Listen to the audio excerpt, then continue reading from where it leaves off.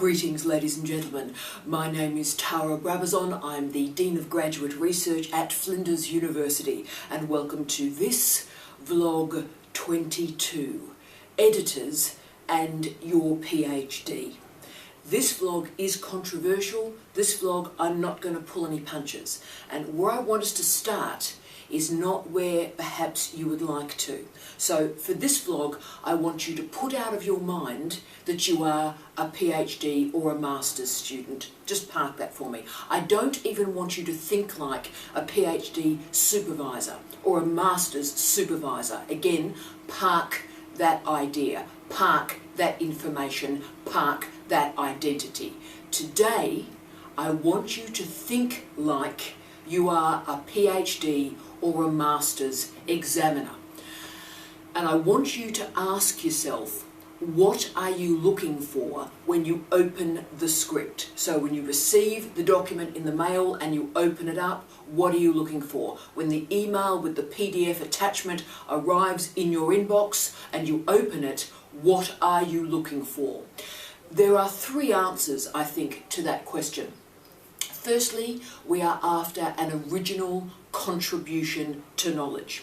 Secondly, we're making sure that the academic protocols are in place, that academic integrity is in place, that information literacy is in place. That's the second one. The third area we are looking at is whether or not you convey your ideas with rigour, with passion, with power, and with commitment. The reason we hear so much, I think, about science communication these days and why the 3-minute thesis is so powerful and passionate and interesting is because communication in and of scholarship is important. The communication of ideas really matters. So in the research literature in doctoral education at the moment, a new phrase is starting to emerge, and this phrase is disciplinary literacy. Particularly since 2011-2012, disciplinary literacy has become a way to think about not only the genre of doctoral writing, but how that genre of doctoral writing is tempered and framed by specific disciplinary expertise. In other words, yes, the PhD is a genre, but your discipline also determines how and what is written. Particularly in Australia, when so many Australian universities still do not have an oral exam, all you are being assessed on is that script. The only way the examiner knows if you are worthy of a PhD is when they read that PhD thesis. They haven't got an oral exam to question you to see if you actually know what you're talking about. If it's not on the paper, if it's not communicated well, sorry, you haven't got a PhD. And that's why the status of editors is so important in doctoral education. Because remember, I'm assessing your capacity to get ideas on a page. Yet if you have used an editor, how do I know that you've got those ideas on the page or the editor has framed and shaped what I'm reading? Whose communication skills am I assessing here? So as a student, but also as a supervisor, I have never, ever, ever used an editor, and I never will. But the rest of the world disagrees with me, and it wouldn't be the first time, eh? But the Australian Council of Graduate Research and the Institute of Professional Editors published their second edition of guidelines in 2013, and they confirmed that, quote, copy editing and proofreading were the limits of what the editors could do to a PhD. Now, I fought those guidelines when they came out during my tenure as a head of school at my former university. Fought them hard, and my wonderful husband, Professor Steve Redhead, who was an Associate Dean of Research at that time, also fought those guidelines. And once more, as always happens to us, we lost. But my argument then and my argument now is examiners are assessing form and content. What you are saying as much as how you are saying it. How you convey your argument is part of your argument. Now, Steve and I, we lost that debate. Those guidelines went through. Everybody seemed incredibly happy except us. So we lost. And now, as the Dean of Graduate Education and Graduate Research at this university, my job is to help you abide by those guidelines, understand what the editors can do and whether or not you need them. But I want you to have the full information and the full debate before you make those choices. So we're doing a very special vlog today. I try and make every one of them a bit different and a bit special for you, but we have a special guest this week that I'm about to bring in. Dr Sam Franzway. Some of you may have heard of Sam. We'll talk about who Sam is in one second, but I did want to say particularly this week is dedicated to Elizabeth. Elizabeth, this office adores you. I hope this vlog helps you work through some of the issues we've been talking about, and could I also pass on behalf of the office our love and respect for your dad. He remains with us and I can feel him in the room today as I record this vlog. So Elizabeth, this is for you. But who is Sam? Well, Dr Sam Franzway holds a PhD from Flinders University. So he was you. He did a PhD here. He also works in the Office of Graduate Research. As many of you may know, Sam is my executive assistant. When you come into the office, the wonderful person who helps you through the office and introduces you to me is Sam. I am privileged every single day that I've had the chance to work with him. He's such a brilliant man and he gives me great counsel. He's a lovely human being. But also what makes this important is Sam has also been an editor of PhD theses, and so is his wonderful wife Mel. So this is a very special combination that exists in one person. He is in a very special position to offer us commentary today. So he's seen the challenges that have emerged between students and editors in this office. He's done a PhD himself and he's also been an editor. So now, he doesn't know how I've introduced him. Let's go get Sam and talk about his specific expertise and how it can help you. Are you ready, Sam? I'm ready. How are you, Sam? Good morning, Tara. I'm well. And I haven't seen you in so long. In so long. It's been a whole night, yeah. It's been a whole night. It's unbelievable. I missed you. But we have got a very interesting series of discussions to have today for our guys and girls out there. You all know him. This is Sam. And we've already done the introduction. You don't know what I've said about you.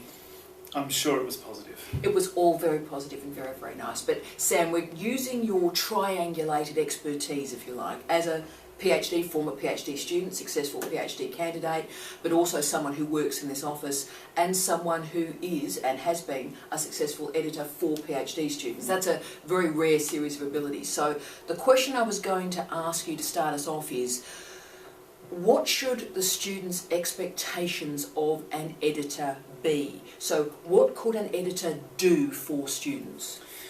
Well, Tara, probably the probably the first thing to remember is that a thesis is your own work.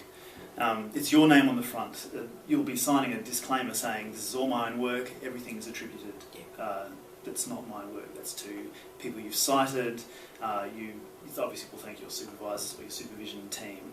And everything else that's in there is just you, because you can actually, if you don't cite people, then you go on into plagiarism. And Flinders guidelines do stipulate that if you use a professional editor, it's not the rules, but it's a really good idea to mention, or at least thank them that you did, to mention that you did use a professional editor. Yeah. So, given that in mind, given that you can't cite every single thing that an editor you might imagine will do in your document, right, an editor's not going to make huge changes. An editor's going to do the final polish and make it look like a real document, something that an examiner's going to read without going, oh, that should have been a comma there, or it's not syntax choice, that's the wrong tense, that kind of thing. An editor's probably going to do just the final polish, as it were, before you send it off. Things, the very sort of the smallest stuff. And it'll be things like the simplest of errors, stuff like, oh, that's supposed to be a capital, or I had an abbreviation kind of with the wrong letter or the wrong word. Things that spell check won't pick up. And errors that you probably slap your forehead over when the editor goes, yeah, that should have been a full stop there, I don't know why you didn't put one in. and that's what you pay them for. Yeah, and look, that's quite helpful. The word polish, I think, is useful there, Sam. I hadn't thought of that before. So you're getting it to a certain standard. So if you like, you've built the table and the polish is on the top, making sure the table is presented at its best. That's interesting to me. But the crunchy bit that we've seen a lot of challenges emerge in the office, mate, is what advice would you give to the students when they're contacting that editor? How should the terms be negotiated? And also, how should payment be enacted? Yeah, look, number one, when you're seeking an editor as a PhD student finishing off your thesis, get one who's done PhD theses before. I know that's not a great thing to say for editors who are just starting out, but that's the deal. Representing too. For PhD students, make sure you've got someone who's edited PhD theses before. Asking for references certainly isn't out of the question. Just even a quick email from the last sort of students or works that they've had saying, thank you, all was good, you've edited my thesis, here I am.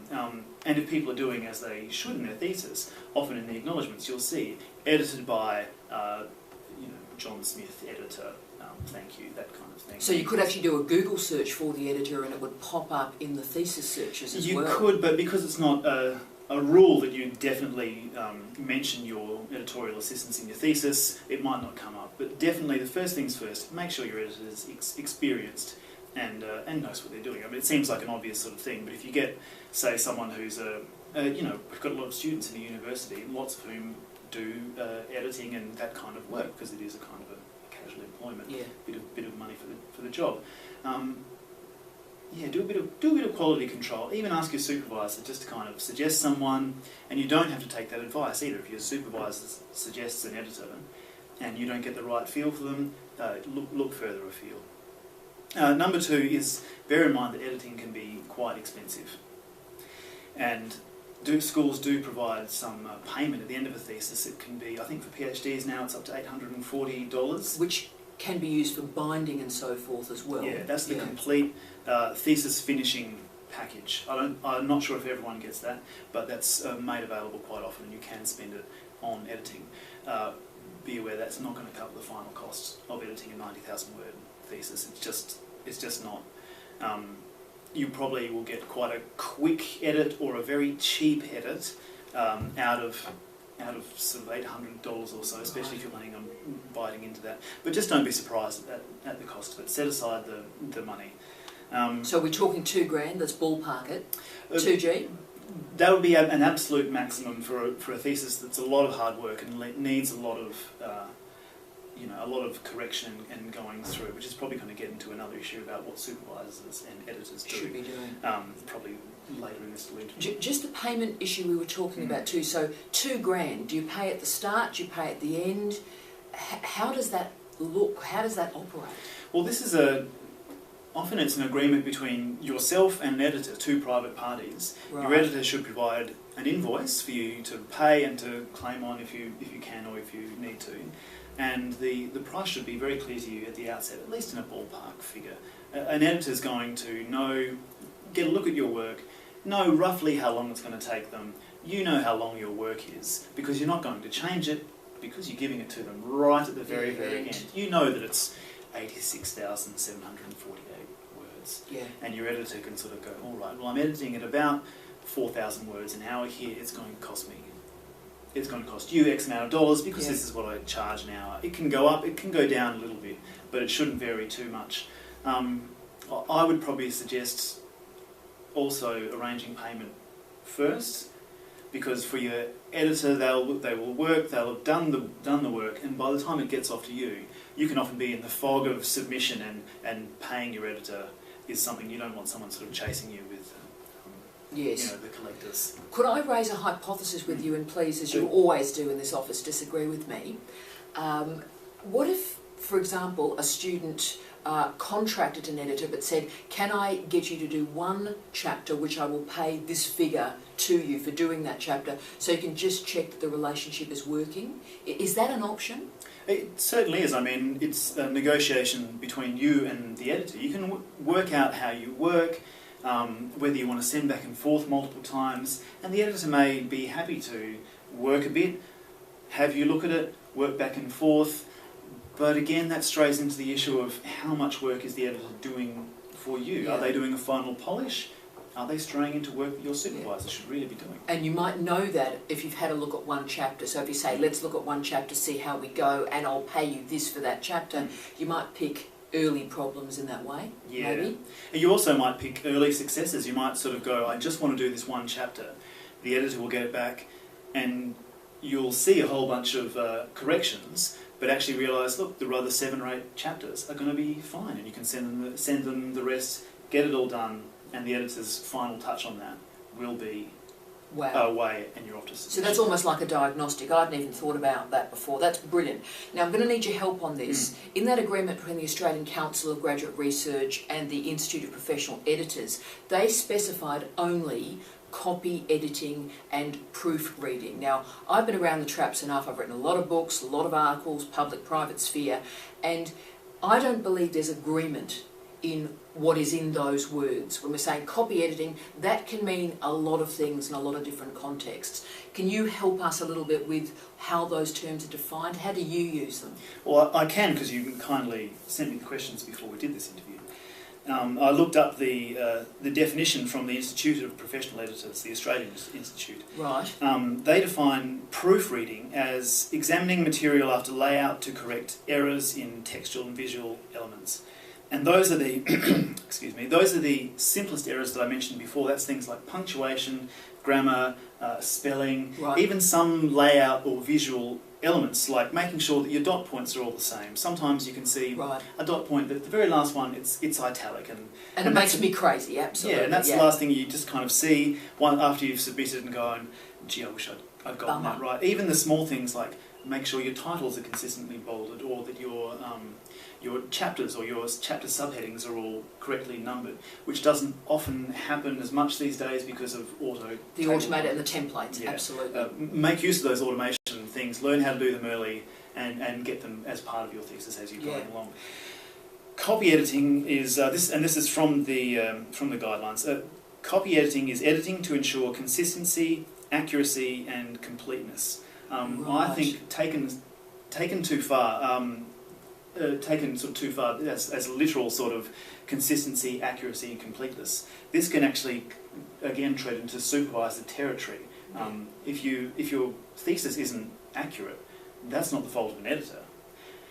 Yes. I think what the guidelines sort of suggest here is they mean sort of smaller scale. Always, for an editor, always imagine they're going to do the smaller scale stuff. The final fine sanding, fine polishing, things like language correctness, Australian versus US spelling. We're an Australian university, we're not going to have CLO,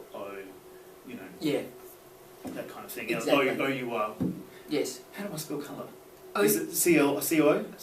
OUR, because colour is the North American. Editing matters. Another good one that a good editor will sort of pick up is things like phrasing. Correctness, that you'll say things like, and these 3 elements of the problem, and then you'll go on and list 4 elements. It happens all the time. You have a great sort of flow of argument. You go, look, there are 3 problems here, and you end up listing 5. And an editor will just either draw that to your attention in a note to the text, or they will probably do that. I don't think an editor should sort of go, yes, there are 5 problems here, I'm going to change the word 3 to 5, without telling you. Wow. That a good editor will make a note of this kind of thing. So they'll use the comment box on the side? Yeah, the track changes feature in Microsoft Word is probably the best editing tool that I can sort of think of. Some people, it doesn't work like that, they prefer pen and ink. Some people prefer to read changes in pen and ink and do it all physically. So you can really get your hands deep into every single change, making it yours. Yeah. But a comment to the side saying, look, I've just noticed this inconsistency, you may want to draw this to your attention. Wow. Even things that are sort of jargon and sort of discipline-specific language that might seem unusual, where sort of nouns become verbs and vice versa. Yeah. An editor might say, look, this is a very odd use of language, but you've used it all the way through. Your supervisor has obviously read it and been completely fine with it. I'm just drawing it to your attention. If you think it's okay, leave it. If it's suddenly like, my goodness, I've been spelling the name of this country wrong the whole way through. Yeah. Correct. Yeah. That's again a good. But there's that disciplinary literacy area again, where it is, there's a disciplinary knowledge there that the editors do not have, and acknowledging that. Yeah, and an editor that says that, oh yes, I've worked in this discipline before, I can definitely edit your work better. I think that is again a step too far into supervisor territory. They may well have edited, dozens of psychology PhDs, but they shouldn't in no way be doing any psychology in your thesis. You're the psychologist here, and your supervisor is the supervisor doing the theory. An editor's not there to suggest new works or even to make changes or say, look, no, that's the wrong citation. Now, Sam, that's really powerful. That's actually helped me a lot and really, really clear. We're now getting into the sociology, if you like, of the use of editing here. Which students do you believe should make use of an editor? So, is there a group that our PhD students really, you guys should use an editor? Because I think it's very easy and glib to say our international students should use editors. Some of the best writers I've ever supervised have been international students with English as a second, third or fourth language. So I think that's a bit glib. But which students would you recommend, think about an editor? Look, I think all students can be comfortable using an editor, again at that final stage to get that polish off it.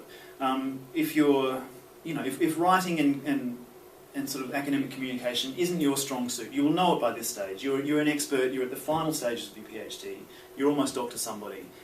But again, if you still find yourself, with just those old sort of school sort of things, I think just get an editor, get it polished. The most important thing is the examiner reads your thesis and isn't tripping up over little errors. You want the flow of your argument to come through, not the fact that, is that a colon or a semicolon, or do I list here, you know what the examiner thinking about that. Use an editor then. I think most students can be very comfortable using an editor in those final stages. That said, my thesis was in creative writing, and we were not allowed to use an editor.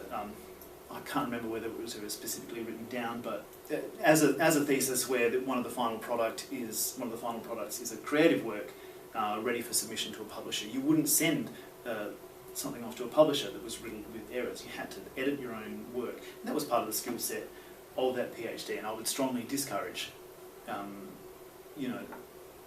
of creative writing, or students who need to be able to sort of communicate and edit as part of their thesis, from just kind of leaving it all to an editor at the end. Learn to edit your own work.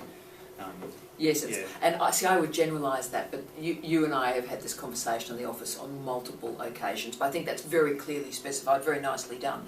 The next question, and this is where you're very big on this, and I've heard you say this to students in the office, at what point in the thesis submission cycle would you use an editor? And this one really matters, I think. Yeah, look, I've mentioned it a couple of times already, but at the very, very, very last point, probably an image you can think of is your thesis is basically your bag being put on the plane. And when they ask you on an international flight, were you the person to pack your bag? Were you the last person to touch it? Can you honestly say, yes, I was the last person to touch every single one of the 90,000 words in this thesis? Or is there still a question that, I'd left that last little bit of tricky paragraph with the argument at the end of chapter 5, I left that to an editor, but I'm sure it's fine. I'm sure there's nothing aerosol or flammable in there. You want to be absolutely sure that every word of your thesis, even after your supervisor, is yours. And it's the very, very last thing you do. So it needs to be the absolute best draft that you can do, and you think that's the last draft, and that's the draft you give to the editor? Ideally, your last draft will be the one that you submit, will be the one that you've gotten back from the editor, and you've gone, okay, that definitely needs to be a comma, no, they're wrong there, I put the wrong weather in, flip. Yeah. And you've gone through and you've taken out every single track change the editor has done, and that's when you hit print and sign the declaration, and you're done. Even your supervisor won't go, give me the thesis and I'll submit it for you. That's not their job. It's your job to make sure it's as perfect as you can get it. I think that's crystal clear. That's absolutely brilliant advice. I think it's probably also worth saying. The temptation might be to sort of go, look, I'm so close, but it's sort of a bit of a mess. I want an editor to really just kind of get it all into rows so I can package it up, and then I'll I'll do all the last little bitsy changes myself, and that might be a money consideration as well. You might, you might not have enough funds to get your whole thesis edited. You might want to edit half or just the difficult bits. Yeah. And again, that's a choice. But if you're paying someone to really polish off your table, you're not going to then have a quick meal off it and then sort of submit it for judging. And cook on it and have a nice walk on it. At the Great Table Competition, which is what the PhD is about. Last question, and this is about some of the weirdness that we've seen in this office with regard to students and editors, and you see the knowing smile and the knowing nod. Nod, sigh. So what final advice would you offer to our wonderful students who we do see in this office, and we love seeing you, when they or their supervisors are thinking about editors? What's the take-home message for the guys and girls watching this today, mate? Look, there's three things. We've covered most of them, but make sure they've edited a PhD thesis before. Get some references, have a chat to them, see exactly what they're going to do to your thesis, make sure they understand what the guidelines are, feel reassured. And if you don't, check with your supervisor. That's what your supervisor's definitely for. They'll be able to sort of say, look, I think this editor's the real deal, or no, they don't seem like they're on the ball. Really be sure that the person who's editing your thesis is going to be good. No editor's going to pick up every mistake. Or no editor can guarantee that, and that's fine. But be confident that they know what they're doing. Two, the most tricky part of it is an editor should never replace a supervisor's work. If you're still struggling with sort of structure and which part of your argument goes where, and am I missing things, that is not a job for an editor. Your supervisor should be the one who's dealing with those larger sort of structural issues. Are you missing parts of an argument? Do you repeat yourself too much? Even have you? Is there a supervisory arc? Is there an arc of the argument? Yeah. Have you got an arc? Has your supervisor sort of gone, yes, you're creating a new piece of knowledge, or that's definitely knowledge hub for an editor. And it's probably worth throwing in the scary word plagiarism. If an editor does come in and start doing lots and lots and lots of different changes, and your supervisor is okay with that, come and see us and have a chat, because big changes to your thesis by someone who's not you or your supervisor, that's not really a thesis. And probably the last sort of thing, on a practical sort of sense, is get your agreement with your editor in writing. Have an email sort of containing what an editor will do, things we've talked about before, grammar, punctuation, the final polish, making sure an examiner can read through your thesis comfortably. An examiner's not going to read through your thesis and go, oh, an editor should have actually placed this up and down here. The examiner will be blaming you as your supervisor, but I'm sure it will be fine once you get the submission. Get in writing what an editor won't do. Something we haven't touched on yet is an editor probably shouldn't be touching your references and your bibliography. And this and editors might say, look, I'm very well versed in APA or Harvard or all these sort of major citation things, but an editor won't know all your sources. They may see a book or a title, but they may not be able to identify that you've gotten the year wrong, or the page wrong, or that you formatted it like a book chapter when it should be a journal in your bibliography. I would discourage strongly asking editors to touch those, because those are sort of textual elements. And also, another thing I've just thought of is translations. Clever. So if you're interviewing someone not in English, and you're either doing the translation yourself, in which case that's a primary piece of knowledge there. An editor can't really touch that because they weren't the people to... Oh, clever. So that's that's a research ethics issue. Yeah, absolutely. I mean, if the editor sort of goes, oh, look, this translation here is very broken up, I'm going to tidy it up a bit. They could actually be changing the meaning and of your subjects, and yes, getting into ethics considerations. They're speaking for your subjects. It gets way too muddy. Don't expect an editor to clean and tidy up translations. That's like cleaning, tidying up quotes. And if there's a grammatical mistake in your quote, an editor should just be drawing that to your attention. Comment. For you to go back to the original source and check, just as with a translation. Are you happy? That's amazing. Number 3 is what they will charge and how they'll be paid. Get that in writing before anyone starts. So you're all happy, and at the end the editor won't say, oh, actually it took me 15 hours longer than it did. You can sort of say, look, we've got the quote, and an editor will stay in touch about sort of saying, look, I know I said 20 hours, it's actually very hard going in the middle here. It's obvious your supervisor helped you with the first and last chapter that I looked at as a sample. In the middle it's getting a bit boggy. A bit heavy. Let's have a bit of a talk about how long it's taking. Most editors won't do that. Most editors will get a fairly good ballpark picture of how fast they're going to work. And that sort of comes into the final thing, how long they'll take. Yeah. If you're on a deadline, give your editor a chance to do some good edits, and also give yourself a chance once they've sent it back to you, just to stay in communication with them, to ask them questions about things you don't understand about their edits, Nice. or you know, maybe you've picked up things, or just the last little bits of polish. Once they've handed it back, that's not the end of the relationship. You still should be able to just communicate with them and say, look, why have you made this change? And just so you can be absolutely sure that you're the last person to touch every single part of your thesis. Don't accept those changes unless it's you. It's you making a voice. decision to accept those changes. Sam, that is amazing. Do you see why I invited him for this discussion? Woo, you did incredibly well. I mean, Thanks. you know I adore you. Yes. And I think you're a very clever person, and I take your good advice daily. Oh, good. And it's lovely to have you having a wider audience for your cleverness. So thank you for everything you do in this office and everything you do for me. I really appreciate it. It's my pleasure. You're an amazing And it's human probably worth, after this video, Yes. posting a link to those guidelines. being. Oh, we can. And do we'll it. probably do a bit of cutting and pasting of just that text to do with what RHD students should do when they're hiring editor, and that's good. That's good information just to kind of cut and paste from. Look, we'll do that. We'll add that to the OGR website, so that'll be on the website. I'll also do some links to the YouTube channel as well, so you can have a look at that. So Sam, thank you for being you. It's You're my a wonderful human being. And as always, to all of you out there, I wish you love, I wish you light, I wish you peace. Thank you, Samster.